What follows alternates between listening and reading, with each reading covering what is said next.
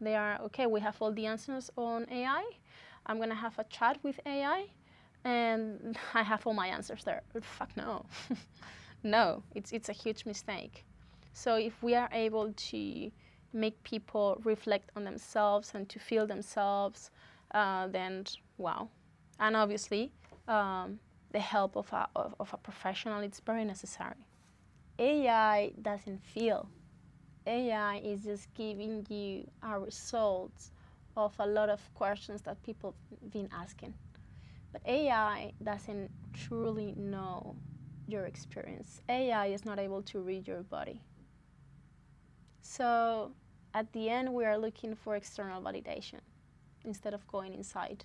So you're going to receive an answer that is the answer you want to read, and you're going to feel slightly a release. And that's it. But at the same time, that is making you feel more lonely. Why? Because it's making people feel more lonely because they don't know if what they are feeling it's right or wrong.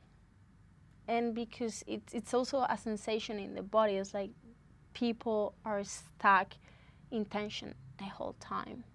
So when you don't know, okay, this is something that is happening to me or not, and you keep that loop all the time, you start hiding yourself because you start feeling that something is wrong with you, right? So, and I think that's one of the things that people are dealing with, right? And as I've said, at the end, AI is just a bunch of information that we're all putting out there. But it doesn't make the segmentation. It doesn't really know who you are, how you feel, but most importantly, how is your body looking when you are talking to me?